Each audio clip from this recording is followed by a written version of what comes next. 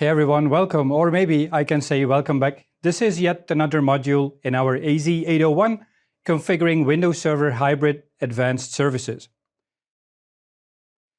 In this specific module, we're going to cover disaster recovery, and if you've been here from the start, you know that each module typically has a little bit more focused on Windows Server in an on-prem scenario, and then the follow-up module is touching on the same concept, but moving into an Azure or hybrid environment scenario.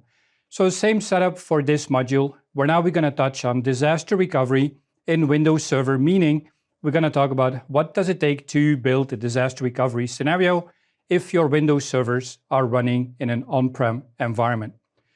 If you were here for the previous module, at least if you follow the sequence of the modules that we have in the course, you know we talked quite a lot about high availability. Now, this is not high availability, it's about mitigating potential disasters. The starting point is Hyper-V Replica. You might go like, well, maybe my starting point is slightly different. If you're not running Hyper-V, then obviously you could skip this part of the section and then moving on to the next one.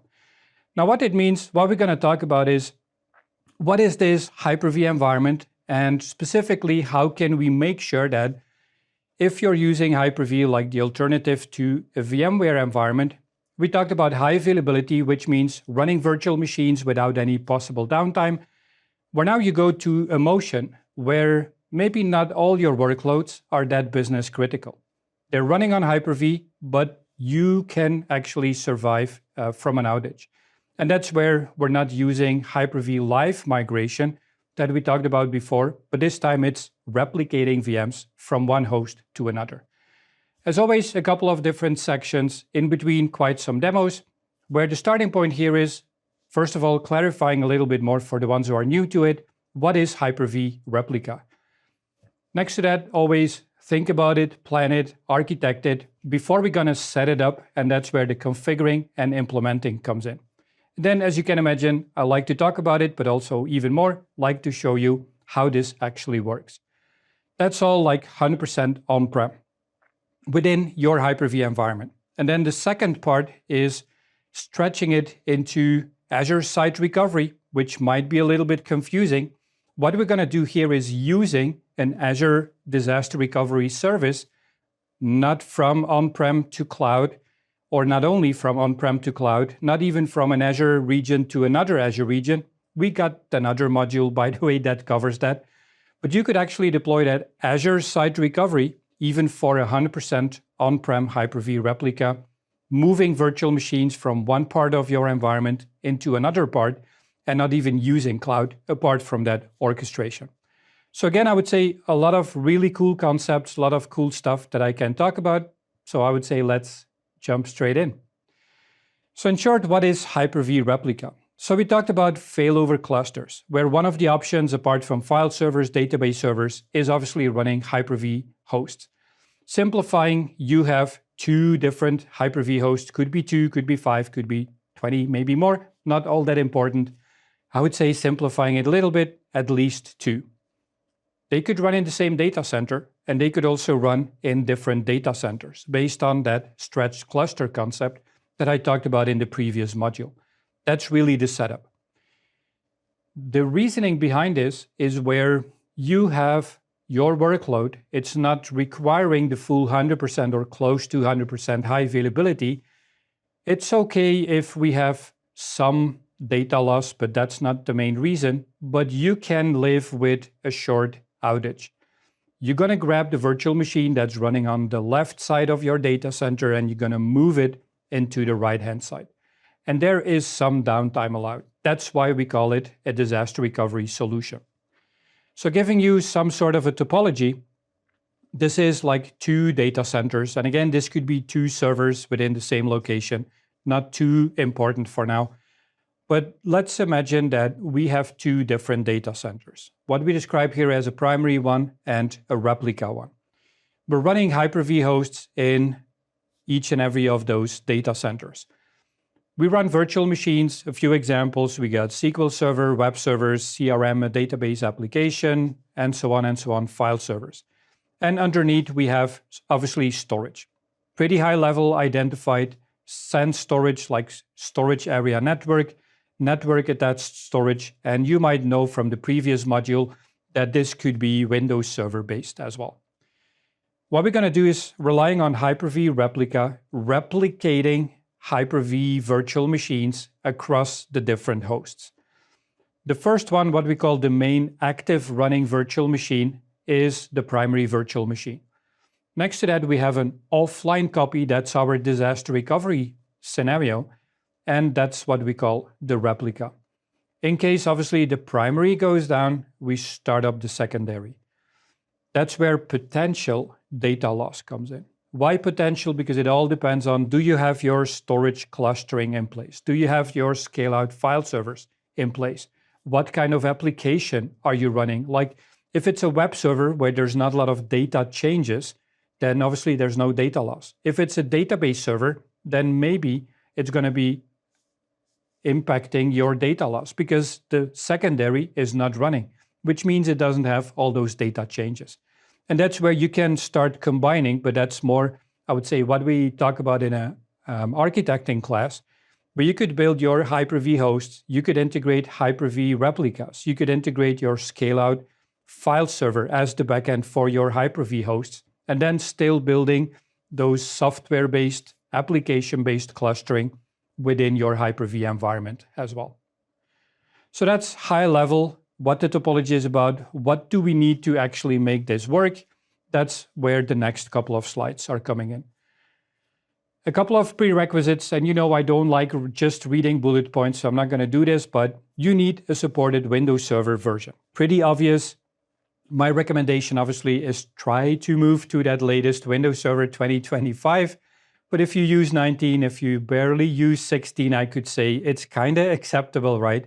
Anything before that, you probably know. No secrets here, nothing really new. It's about time to migrate to a newer operating system version, which, by the way, we do have a module helping you understanding what it takes to migrate. Then a few, I would say, obvious details. You need enough storage capacity to replicate the hosts and replicating the virtual machines. You need enough storage capacity to replicate the log files, so you can always go back, validate, and maybe audit what's happening. And then obviously, again, that network topology as well. Also remember Active Directory domain services for everything around authentication, validating everything that's happening within the clusters. But again, we already talked about it. Next, we're going to build our cluster setup. So we have our Hyper-V replica. We deploy Hyper-V, that's already there. Next to that, we define the replication, and we're going to start integrating the actual replica from a prime one into a secondary offline one. On the right-hand side, a lot of Microsoft listed workloads here, but it's not just about Microsoft technology. So the last bullet point, third-party applications. I don't know all the ones that are or are not supported in this Hyper-V replica scenario. But the baseline message is if you run SharePoint Server, Exchange, Dynamics, SQL on-prem, including Active Directory domain controllers and web servers, IIS, all of those are supported in a Hyper-V replica setup. So there's almost no reason to not deploy Hyper-V replica in case of your Hyper-V hypervisor topology. Next to that, we move to the planning phase. You already know I describe the planning phase as this is the brainstorming exercise. Don't just deploy it without knowing what's the business impact. Specifically for the planning here, what it means is what host scenarios do I need? Next to that, what are the replication settings? Like, when do I want to replicate? When do I need to replicate? What in case of an actual disaster? And then obviously also think about security, network security, authentication, admin level security.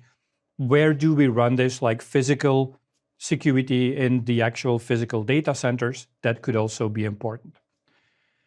After the planning phase, we talk about configuring and actually making this work, like really implementing, right? So that's where you're going to deploy a Hyper-V host, turning it into a replica server.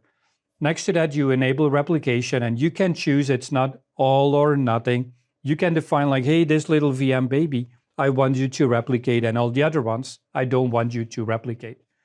You can do management using PowerShell as always. I mean, if your environment is becoming a little bit more complex, which could already happen with just a handful of servers, you already know that I like positioning PowerShell because I just like automation and DevOps around it.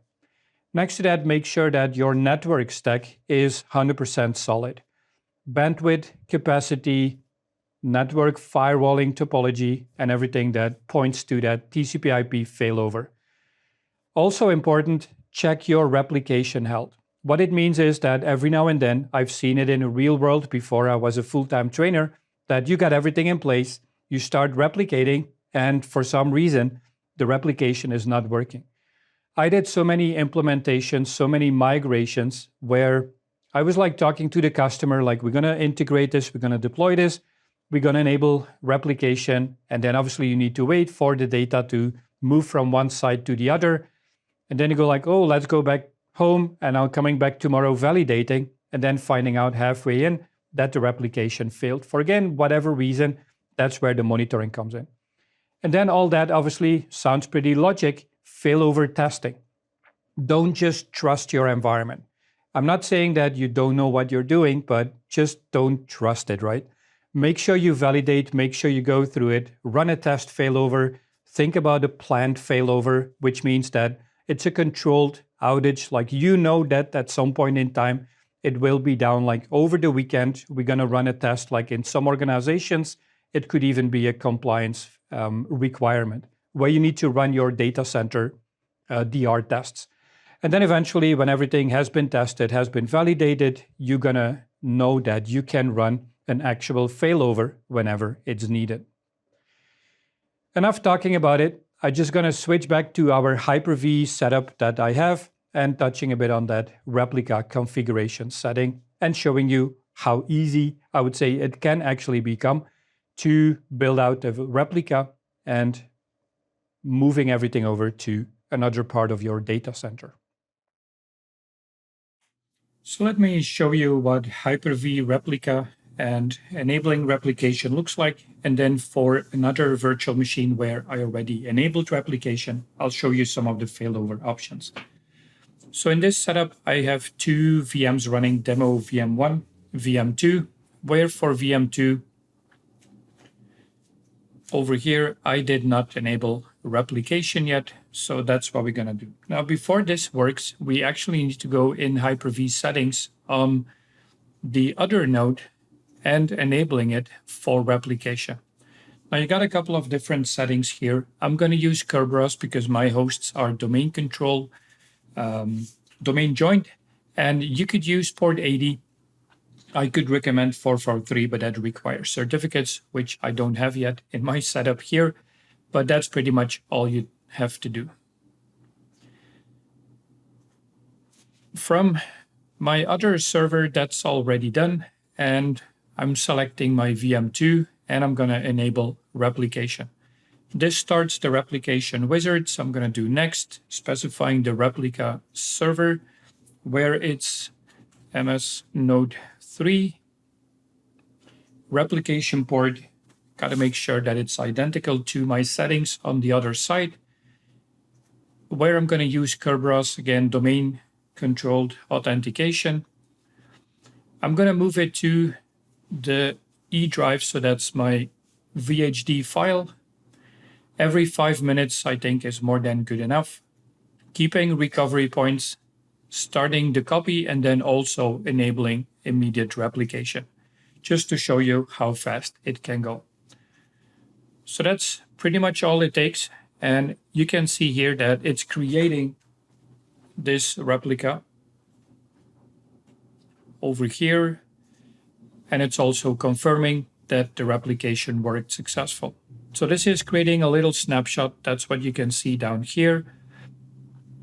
And I could basically continue from my other VM or actually using the same one because it's not taking too much time. Now, if I bring in my other virtual machine, I could actually do remote management, but I just thought like maybe it's easier to just show you from here where you can see that my demo VM1 and demo VM2 are now nicely showing up on node 3. Good. Now, during an actual failover, let's select replication. I'm using VM1, but doesn't really matter. What we can do from here is triggering a planned failover, pausing the replication, or checking replication health. So let's check the replication health. Everything looks good. My server is on the other side, which now means that we can trigger a planned failover. I'm going to start the replica server on the other side, checking if the VM is okay and some other details, and let's move failover. Now, if I trigger a planned failover, it means that we're actually going to gracefully shut down our source and then running the failover. So if I trigger this while my VM is running, it's going to tell me like, whoops, too bad, Peter, you cannot do this because it's not a planned failover. So I'm going to cancel this. I'm going to stop. So as you can see, once our virtual machine got nicely shut down, we can perfectly trigger the failover. And then obviously we need to check on the other machine if the virtual machine is working fine. And then you would basically do the same in the other direction. That all worked, but there's a few other things that I need to touch on. One of them here is extended replication. My starting point in Hyper-V Replica was 2 virtual machines. We got the primary one, that's the active one that's running, and from there we got the replica, and that's where we have the offline virtual machine. Where now the cool thing is that we can stretch it, not just one VM offline replication to a second, but now we can actually integrate a third one. And that's what our topology looks like in this case. Setup is exactly the same. We got the primary side with the running virtual machine. We're going to replicate everything to the second one. And then from there, we're going to replicate to a third one. It all depends on how important is my environment. This again could be a single data center, but looking back at my real world experience from the past, I would say this is typically across different data centers. So how do you create it? Kind of easy. You define replication just like we did before, but now instead of just replication, you go for extend replication. And that's where it's a little wizard gonna show up if you're not using PowerShell. Obviously, you select the replica server that will act as the extended, like the in-between, the middle ground server, you could say. Like I'm seeing changes coming in and I'm gonna push them to the other side. That's really what we're doing. Like some sort of a gateway server, but obviously it's not a gateway, it's just that in between option 2 and we're going to move it to option 3. You can integrate some data compression to obviously speed up the replication and also consuming less bandwidth. Defining the frequency. Remember, this is all about disaster recovery. So one of the options here is that you have your active running virtual machine. You want to protect it from, let's say, a cyber attack. Now, if you're going to replicate your virtual machine to the other side, and it's that synchronous, or maybe a little bit of asynchronous, it could mean that this infected VM within a couple of seconds, maybe a couple of minutes, is now also infected. So that's where now with that extended replication, you can define like almost real-time sync between those two, and then between the second and the third one, I'm going to define a delay, which is up to you to define as the frequency. And then also defining the backup/recovery points, like in case of an outage, what are my recovery point objectives, my recovery time objectives, which means how long does it take to recover, and up to what point in history can we go back. So that's also important. And I would say back to the planning phase, talk about all of this with your business. It's not just up to IT, to you as an admin, to decide on all of this. You need to listen to the business, and based on their requirements, as long as you can technically meet them, you're going to define that and translate that into configuration settings. That's what Hyper-V Replica is about. Default replica and just extending with extended replication. But it's not the only option. This is where at the start, when I was listing up, like this is what we're going to talk about, I'm now bringing in Azure Site Recovery. Now, it's a cool thing. Why? Because it's Azure. You probably find out that Peter likes talking about Azure, but it's not just about Azure that makes it cool. The nice thing is here that we're going to use that Azure Site Recovery, like a recovery vault service in cloud, to orchestrate our on-prem or hybrid disaster recovery scenario. And that's what I'm going to talk about in the next couple of slides. So in short, Azure Site Recovery is a disaster recovery orchestration service in the Azure platform.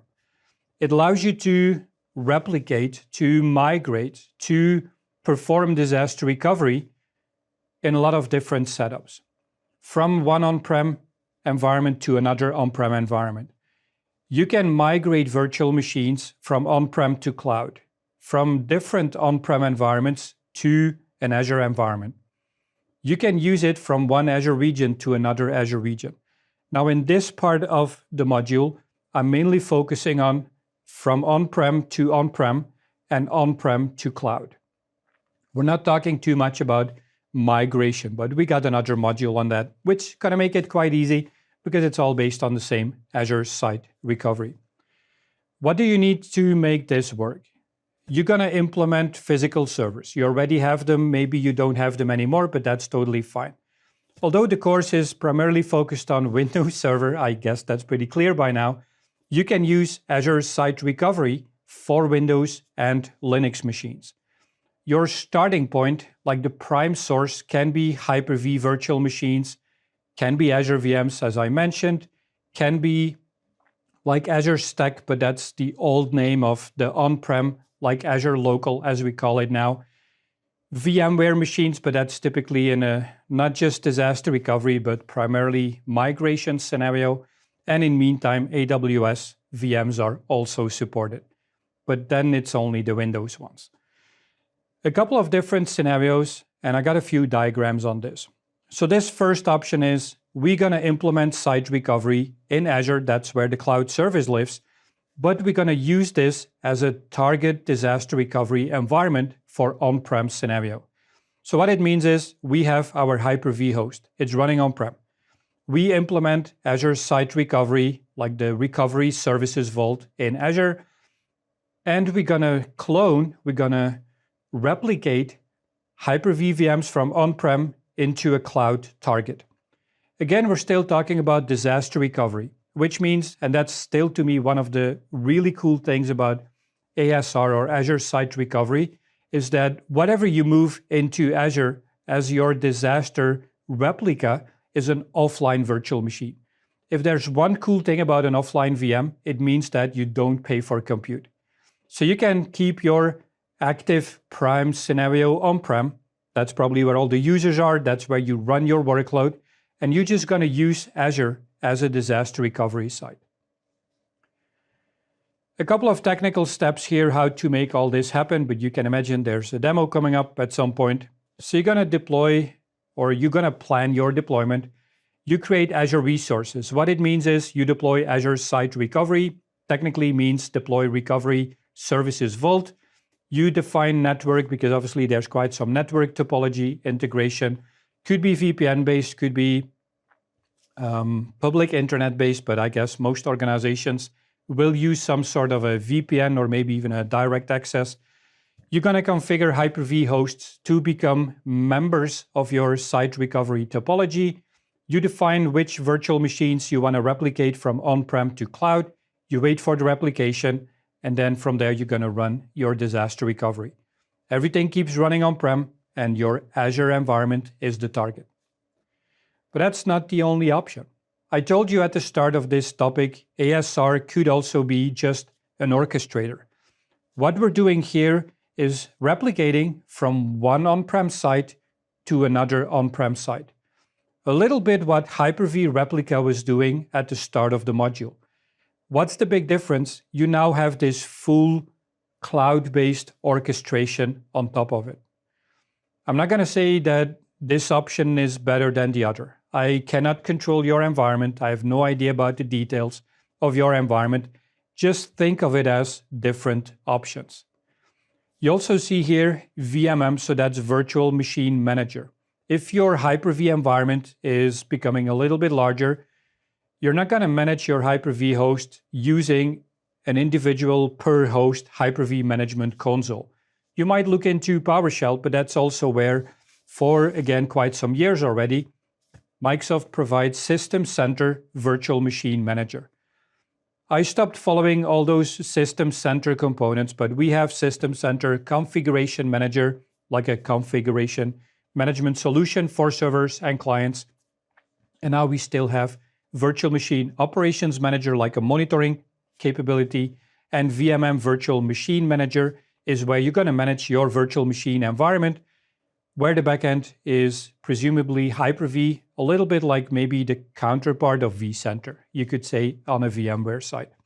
So looking at the topology, what we're doing is running virtual machines on the left-hand side, building one, moving it into a replica site, second building, where now in this case, we're not doing anything with Azure apart from the orchestration.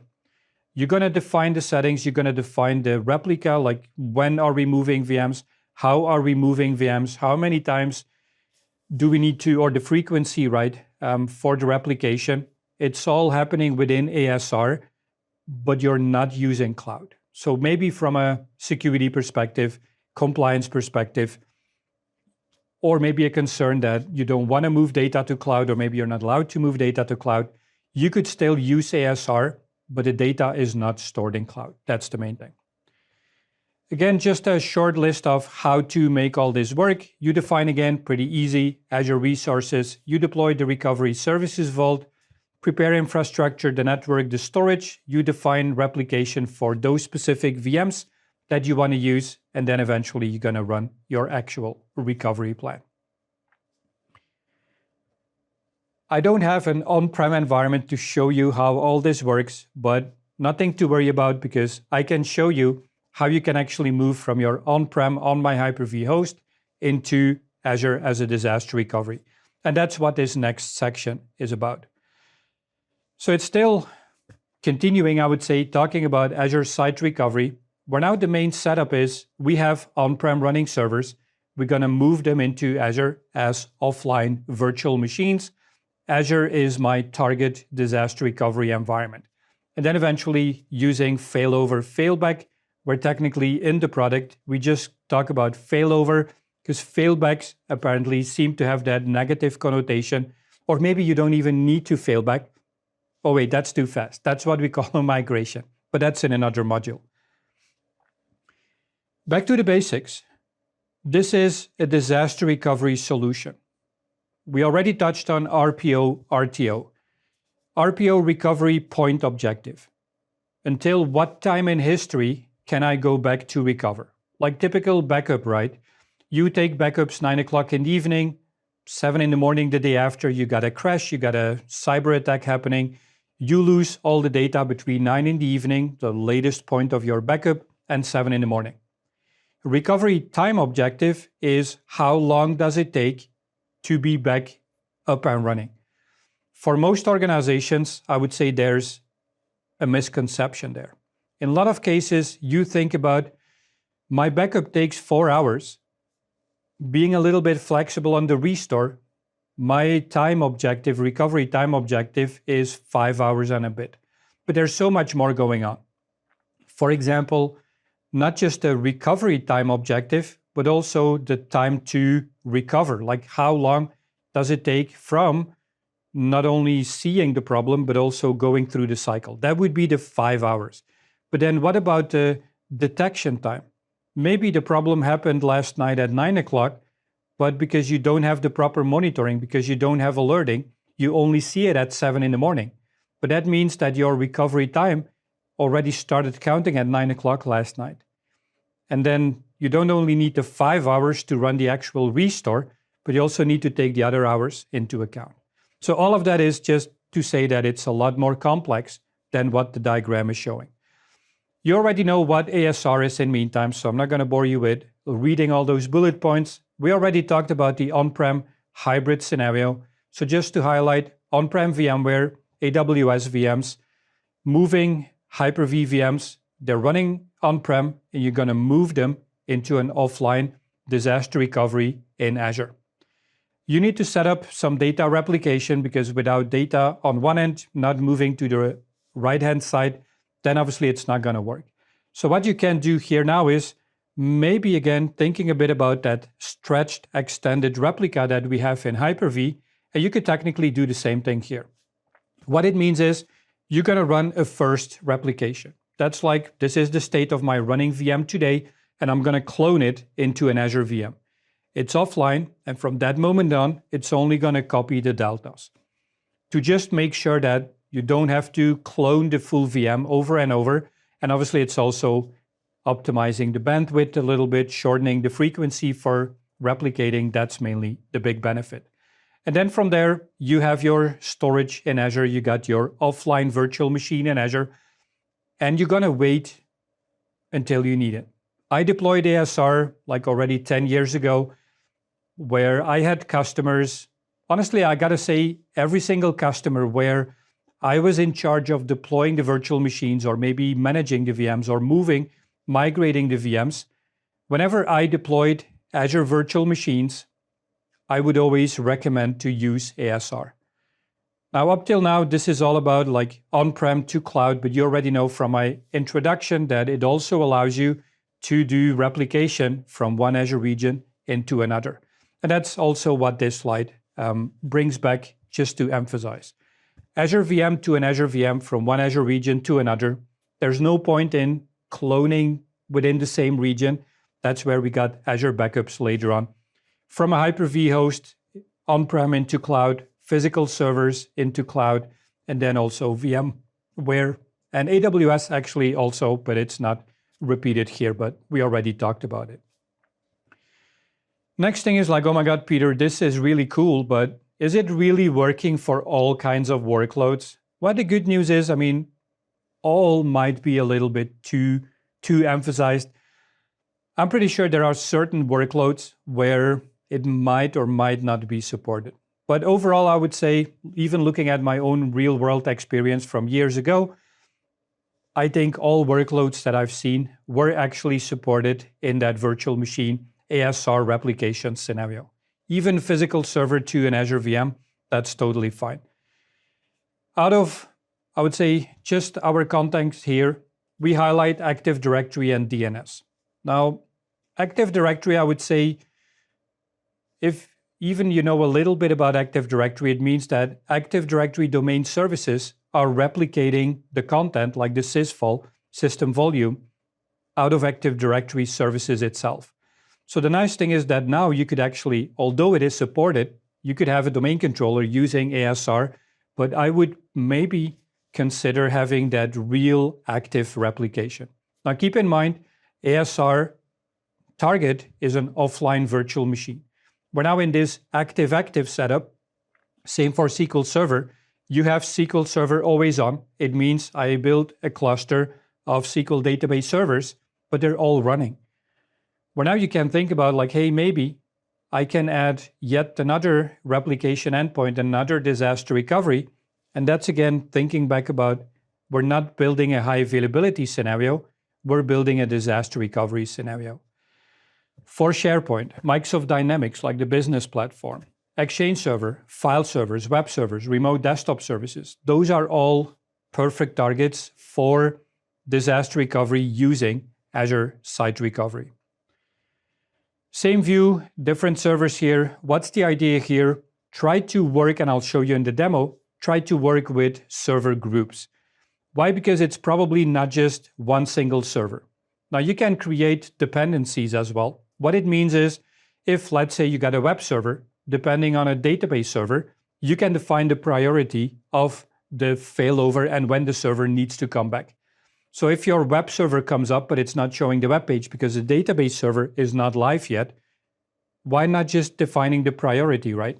So you would go like, hey, ASR, I'm going to use you to replicate. I'm also in control of the failover, and I'm going to wait to start up my web server until my database server is live. Also important, you're responsible for the failover. You're using a cloud service, but you're in control. Next to that, it's also a disaster recovery, which means there's no real automation in place. Now, I got to say, out of my own experience in the past, you could run quite some automation on all this using Azure Command Line, using Azure PowerShell, But in the end, it's still assuming that you're going to push the button or run the script, right, to run that failover. So it's not like there is a mechanism in Azure that's going to check your source environment like, oh my God, we lost the source. I'm going to trigger the failover. That's not how it works. And again, back to the planning, thinking about it, you need to go through a disaster drilling exercise. What it means is you're going to run a test failover. There is a button in the portal allowing you, and yes, command line as well, right, to run a test failover. Nice thing about a test failover is that it's going to go through the full cycle, but it's not impacting your live running workload. Couple of screenshots here, but you can imagine I'm going to show you a bit more what this looks like. And then eventually you've done your failover as part of your disaster recovery, and then you got a few options. Assuming in this case, since we're still talking about disaster recovery, we have the source, we replicate to an offline VM. During the disaster, planned or unplanned, we're going to start up the virtual machine in Azure, and we're going to fix the source problem. Maybe we need to fix the server. Maybe we need to move to a different data center. Maybe we need to redeploy hardware and Hyper-V and anything like that. Once the source environment is ready, you can trigger that failover in the different direction. And that's where historically it was called failback, but now I've seen in the portal that it's not called failback anymore. We just call it failover in the different direction. Now again, little teaser for my other module later on about migration. If you have an on-prem scenario, you do ASR virtual machine cloning, replicating to Azure. What if you never fail back? That's where you do a migration. But we're not there yet. I'm first going to show you in my last demo here for this module how to set up ASR, a little bit of repeat that we already talked about in the previous demo, but now just triggering the virtual machine replication, and then from there triggering the failover. And if time allows, I can show you a bit what that failback or failover in the different direction actually looks like. So for this site recovery, how to protect your on-prem running VMs and moving them into Azure as a disaster recovery, my starting point is a recovery service vault. So I already pre-deployed this to obviously save some time as part of the demo. And then from here, there's a few different options depending on your experience with site recovery. I would recommend you at the start, if it's the first time, going through the getting started, and it's basically following a set of different wizards. So we select site recovery, and we have a few different options. Azure Virtual Machines, it's what I'll talk about in the next module, how you can protect Azure VMs using site recovery, replicating them to a different region. If you have VMware on-prem, then obviously you can choose that one as a source. And in our case, we're going to use the Hyper-V setup. So it's step 1, prepare infrastructure. Step 2, enable replication. And then step 3, manage recovery plans. So let's do step 1, prepare infrastructure. Did we go through deployment planning? Sure, we did. It's just helping you like estimating what is the on-prem environment, what would be supported, do we have the performance requirements, and so on. Just gonna move this a little bit. There we go. Are you running System Center Virtual Machine Manager, like a vCenter for Hyper-V, which I don't have in my environment, and I need to select the Hyper-V site. So this will just be a name, so I could call this the on-prem Hyper-V. So after you've done all that, let me take a step back here. We can go into site recovery, and we have that Hyper-V site. So in my case, my site is the MSCS, and this is the on-prem that we just created. And within, we have the Hyper-V host, which is obviously my Hyper-V server that I'm running on-prem. And then we also have our replication policy that we defined. You can create multiple ones. So this is where you specify the source, what is the target, the copy frequency, which could be beneficial that for some servers, you don't want to use the 5 minutes. Maybe you want to make it faster. Maybe you need like an hour in between. It all depends on your scenario, right? And then recovery point retention. So again, talk to the business, try to find out like what is the RPO, RTO requirements and how many snapshots do we want to keep. And in my case, the default is once per hour. And then initial replication time. This means right after the configuration, it's already starting to replicate, which again could be different in your scenario. Once all this is done, we start replicating the virtual machines. And I do have a few already. This is my on-prem virtual machine. And as you can see here, it's in synchronization wave. So now we're going to add a new server, replicate Hyper-V machines to Azure. What is the source location? So that's your Hyper-V server. What is the target? We're going to move them into the Azure Vault. We're going to replicate to a managed disk. And we identify the target, VNet and subnet. We click Next, and we can select one of our other on-prem servers that we now want to replicate.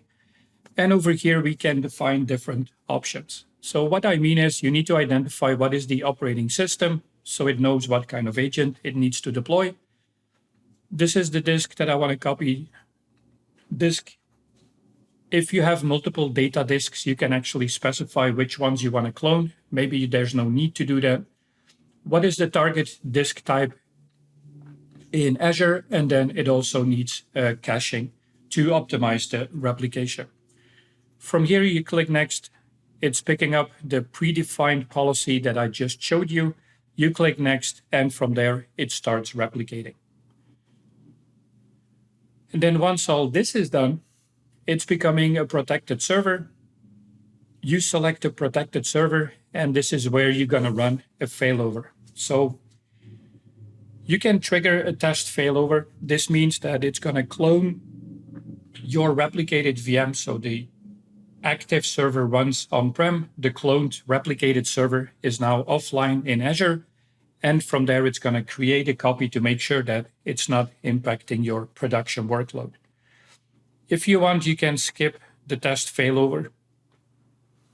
You just need to flag here like, yes, I know that I'm not doing the test failover. You continue the failover, and from there, it actually starts running the process where it's going to allow you to define some settings, like if it has contact with the on-prem server, it can gracefully shut it down, and then you run the actual failover.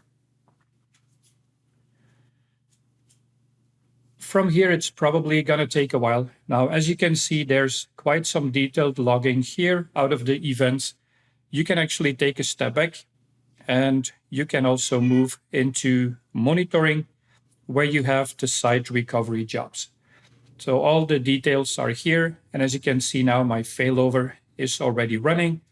And then from here, it's going to take like a couple of minutes, and eventually everything will be nicely moved into Azure. And once this is done, you have to go back to the protected item.